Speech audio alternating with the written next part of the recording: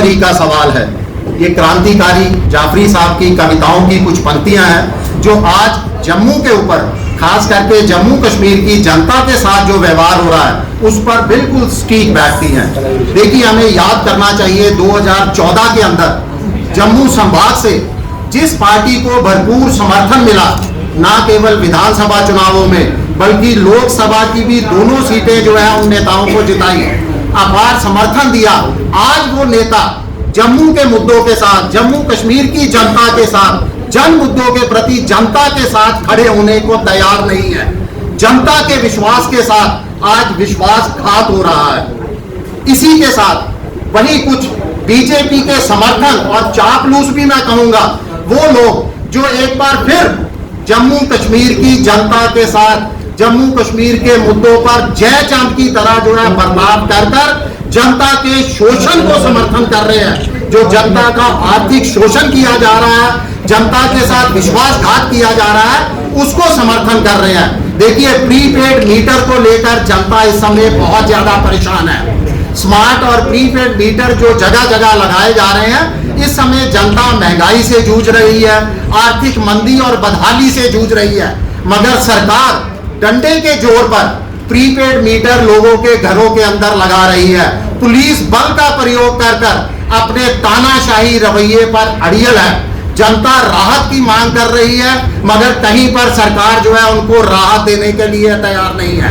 और वो लोगों को आज जनता याद कर रही है जिनको जनता ने भरपूर समर्थन दिया था, अपने एक ऐतिहासिक जीत दिलाई थी। वो भी आज तमाम नेता घरों के अंदर दुबके बैठे हैं, चुपके बैठे हैं, जनता के मुद्दों पर आवाज उठाने के लिए तैयार नहीं है। स्मार्ट मीटर ही नहीं, हम कुछ पीछे जानते हैं। पिछले 4 सालों से देखिए, जम्मू शहर को, जिसको मंदिरों के शहर से जो शहर मशहूर होता था, उसको मदिरा का शहर बना दिया गया। जगह जगह शराब की दुकानें खोल दी गई, मगर बीजेपी के नेता घरों से बाहर नहीं निकले, खामोश रहे। स्थानीय लोग जो इस व्यापार के अंदर पहले से शामिल थे, वो तमाम लोग बेरोजगार हो गए। बीजेपी के नेता कुछ बोलने के लिए तैयार नहीं हुए। आज स्मार्ट मीटरों को लेकर भी जनता का शोषण किया जा रहा है। मैं बता दूं कि ये निजीकरण की तरफ सरकार को बढ़ते हुए कदम है।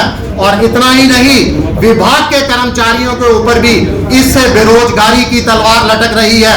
खाली जनता का आर्थिक शोषण ही नहीं होगा, इससे बेरोजगारी भी बढ़ेगी। बिजली विभाग के कई कर्मचारियों को जो है बेरोजगारी का सामना करना पड़ेगा। और विभाग ये जनता के लिए नहीं कर रहा, अपने लिए नहीं कर रहा, ये निजी क्षेत्र के कुछ लोगों को फायदा पहुंचाने के लिए ये मीटर लगाए जा रहे हैं। 4 साल के अंदर आप देखिए, 4 बार लोगों के मीटर बदल दिए जाते हैं। जनता के पैसे की, जो टैक्स से जनता का पैसा कलेक्ट किया गया, उसकी खुले तौर पर बर्बादी हो रही है मीटरों के नाम पर, जबकि वही पैसे से जनता को राहत पहुंचाने का काम करना चाहिए। खाली जम्मू के अंदर शराब की दुकानें ही नहीं खोली गई। लखनपुर से लेकर अगर हम कटरा देखें तो मात्र 148 किलोमीटर की सड़क पर 3 टोल प्लाजा लगा दिए गए हैं। ये वही बीजेपी है जो सत्ता से आने से पहले टोल प्लाजाओं का विरोध करती थी, मगर आज घरों से निकलने के लिए तैयार नहीं है, खामोश अपने घरों के अंदर दुबके बैठे हुए हैं। आतंकवाद जो कश्मीर के बाद जम्मू में भी तेजी से अपने पांव पसार रहा है, मगर बीजेपी के नेता कुछ बोलने को तैयार नहीं है।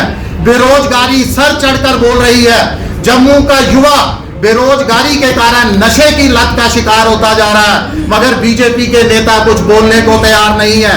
ये दुर्भाग्य है हमारा कि केंद्र के अंदर बीजेपी की सरकार है। जम्मू कश्मीर का मुखिया इस समय पूर्व बीजेपी का नेता है, जो माननीय उपराज्यपाल जी हैं। उसके बावजूद जम्मू संभाग के लोगों के साथ, जनता के मुद्दों के साथ उदासीनता दिखाई जा रही है, जो बहुत ज्यादा दुर्भाग्यपूर्ण है।